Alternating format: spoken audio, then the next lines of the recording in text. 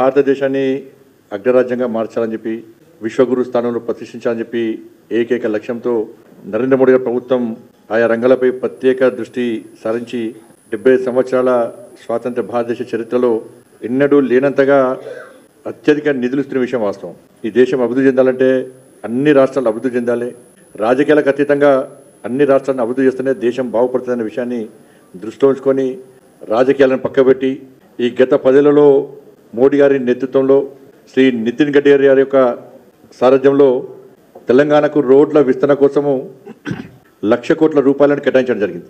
ఇవాళ గతంలో గుంతల రోడ్లతోని ఏ ప్రాంతాలకు పోవాలన్నా కూడా 4-5 గంటలు ప్రయాణం చేయాల్సిన పరిస్థితుల్లో నరేంద్ర మోడీ గారి ప్రభుత్వం యొక్క సహకారంతో ఏ ప్రాంతానికైనా 2 గంటల వ్యవధిలో కూడా ఇవాళ ఈజీగా పోతున్నామంటే అది నరేంద్ర మోడీ గారి యొక్క ఘనత అనే విషయం మనకు తెలిసిన అంతేందుకు 18,000 కోట్ల రూపాయలతోనే ఇవాళ త్రిపుర నిర్మిస్తున్న విషయం వాస్తవం.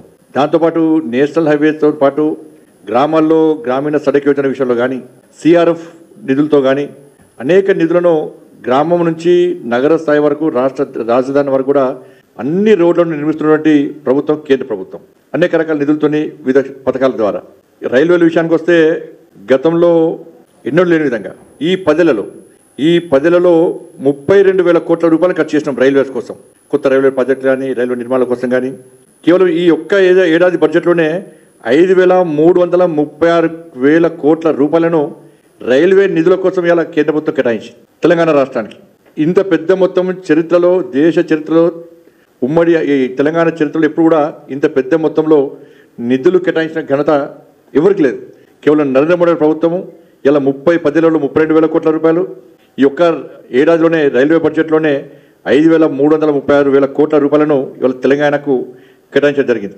ఇలా సికింద్రాబాద్ చూడండి, ఇవాళ సికింద్రాబాద్ రైల్వే స్టేషన్ 720 కోట్లతోని సికింద్రాబాద్ రైల్వే స్టేషన్ను ఏ విధంగా అద్భుతంగా తీర్చిదిద్దామో ఇలా వరల్డ్ క్లాస్ నెంబర్ 1గా ఎట్లా చేస్తామో ఒకసారి మనం ఆలోచించిన అవసరం ఉంది. 350 కోట్లతో నాంపల్లి రైల్వే స్టేషన్ మొత్తం పూర్తిగా రూపురేఖలు మార్చేస్తున్నాం 350 కోట్లతో.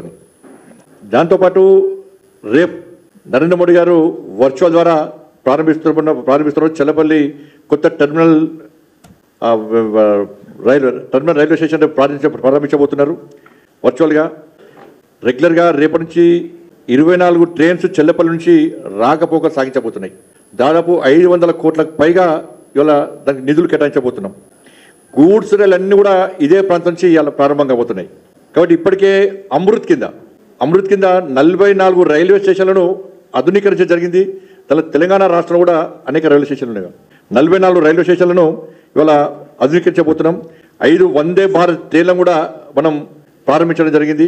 ఇవాళ వందే భారత్ ట్రైన్ ద్వారా ప్రజలకు ఎంతో ఉపయోగపడే విధంగా ఇలా కేంద్ర ప్రభుత్వం